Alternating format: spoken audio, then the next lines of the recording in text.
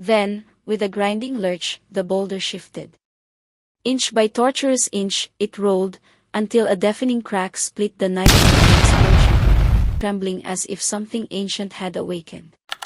Silence descended, heavy and suffocating. The whole place looked like a bomb scene.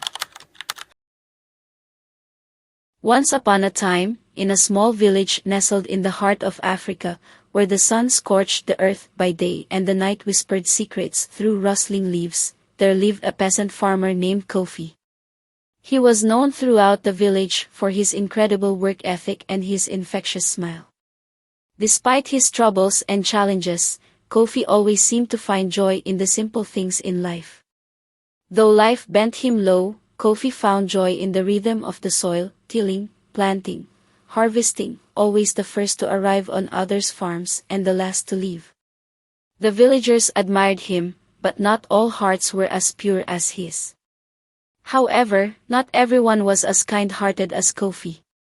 Many of the wealthy landowners took advantage of his good nature, paying him meager wages or, worse still, not paying him at all. They would mock him, calling him a fool for working so hard for so little. But Kofi never let their cruel words get him down.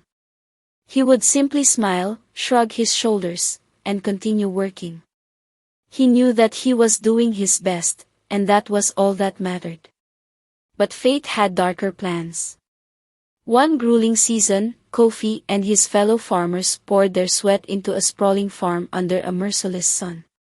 For weeks, they labored from dawn's first light to dusk's heavy shadow, their backs aching, their hopes pinned on the promised pay. At last, the day came.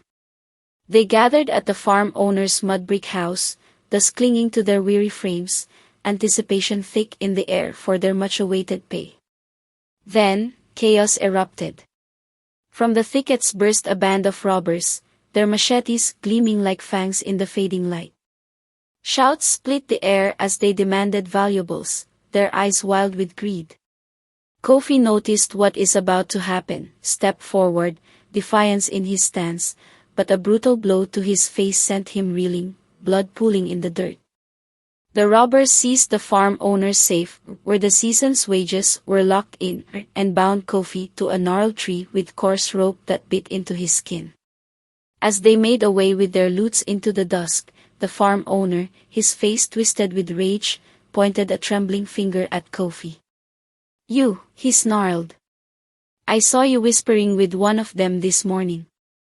You're their accomplice." Then the other farmers, their exhaustion boiling into fury, turned on Kofi. "Thief," they spat, ignoring his pleas as he hung there, battered and swollen-faced. One by one, they abandoned him, their footsteps fading into the night, leaving him alone beneath a starless sky. Hours bled into silence. Kofi's head pounding, his wrists chafed raw. Then, a sound, a low creak, like the groan of the earth itself. His eyes snapped open. The ancient baobab tree loomed above him, its twisted branches glowing at the darkness, a silent witness to centuries of secrets. In the flicker of a distant storm's lightning, it seemed to shift, its bark rippling as if alive. A frail voice sliced through the stillness. "Kofi." He flinched. From the shadows emerged an elder, his faded Kent cloth fluttering like a ghost shroud, his eyes glinting with an uncanny light. "The spirits see your innocence," he rasped, his words heavy with portent. "This treachery runs deeper than thieves. Greed festers in the hearts of the powerful, and they've marked you as their scapegoat. Seek the truth, or it will bury you." Those words, laced with both sorrow and hope, stirred something deep within Kofi. His heart, heavy with loss, began to pulse with a fragile ember of resistance.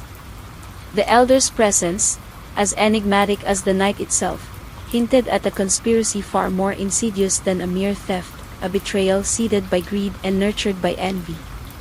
The elder's knotted hands worked at the ropes, freeing Kofi as thunder rumbled in the distance. "Go," he whispered, pressing a cold, smooth stone into Kofi's palm.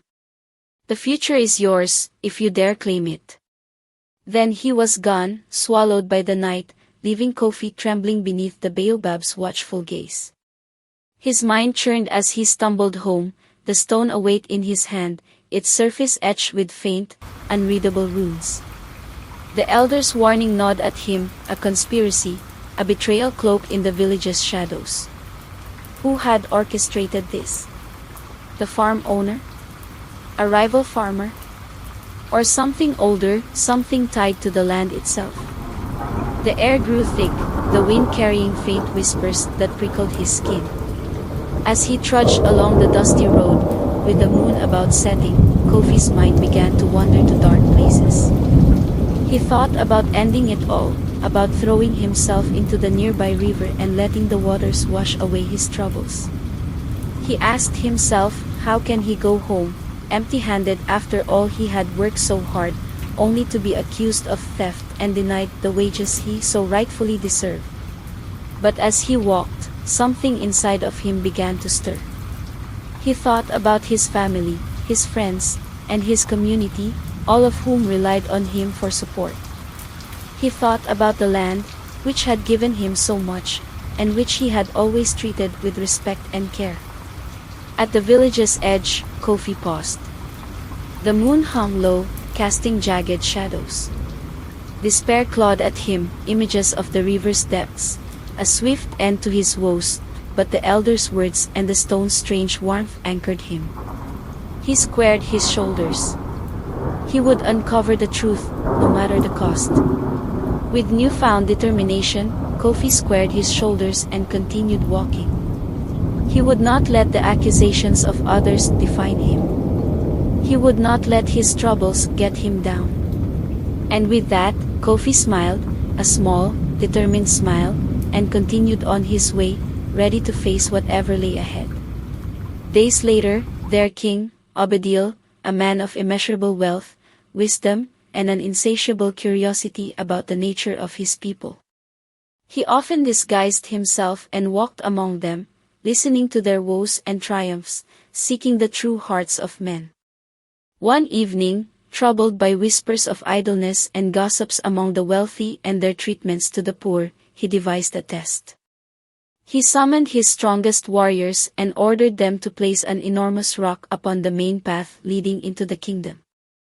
The rock was so large that it blocked the road completely. Then, concealed among the baobab trees, the king watched, his breath held as he waited to see who among his people would attempt to clear the path. The first people to pass by were some of the king's wealthiest merchants and courtiers. Rather than moving it, they simply walked around it.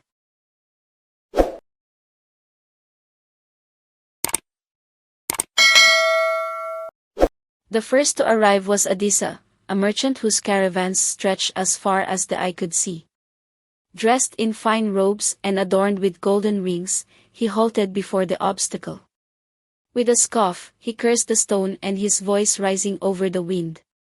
The king fails us yet again, even to maintain the roads he cannot. His guards and servants agreed, yet none of them lifted a finger to move the stone. They turned their camels and took another route. Next came Onyika, a nobleman who owned vast lands and many cattle. He stood before the boulder, shook his head in disdain, and spat on the ground. His sneer sharp as a blade. A weak ruler leaves us this mess, the king grows weak and weaker as the days go, by exposing his negligence to important issues, he barked, spitting into the dust before instructing his entourage to find another way. And so it continued, with the wealthy and powerful passing by, each complaining but none acting. Some loudly blamed the king for not maintaining the roads. Not one of them tried to move the boulder. As dusk bled into night, Kofi approached, his back was bent under the weight of a heavy basket filled with yams, his bare feet dusty from the long journey.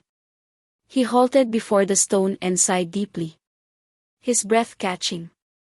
The boulder loomed like a slumbering beast, its surface streaked with odd, glistening veins. If I leave this, he muttered, others will suffer. Placing his basket down, he pressed his hands against the boulder. He pushed and pushed with all his might, his muscles straining, his breath coming in sharp gasps. The night air grew heavy with his effort, but he did not yield. It resisted, unyielding, as if rooted by some unseen force. He then wedged a fallen tree branch beneath the stone and pushed again, his skin slick with sweat. Then, with a grinding lurch, the boulder shifted. Inch by tortuous inch, it rolled, until a deafening crack split the night with an explosion. Black smoke erupted, swallowing Kofi in its choking embrace. Debris rained down, the ground trembling as if something ancient had awakened. Silence descended, heavy and suffocating. The whole place looked like a bomb scene. As the haze cleared, Kofi lay sprawled, gasping. "Is this my end?" he whispered, his voice lost in the stillness. He staggered upright, fell and got up again and started brushing dust from his torn tunic, when a glint caught his eye. Where the boulder had sat lay a leather pouch, its edges frayed, glinting in the moonlight as if clawed from the earth. Heart pounding, he opened it. Gold nuggets shimmered within, nestled atop a parchment stamped with the royal seal. Trembling, he unrolled the parchment.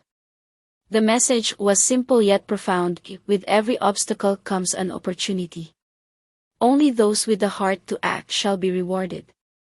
Obadiel, king of the savannah. Tears welled in Kofi's eyes.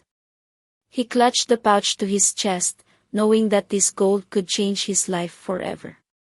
But more than the gold, he carried with him a newfound understanding. True wealth did not lie in riches but in the willingness to act where others faltered. As Kofi stood there, bathed in the moon's silvery light, he felt a sense of pride and accomplishment wash over him. He had faced an obstacle and overcome it, not just for himself, but for his community.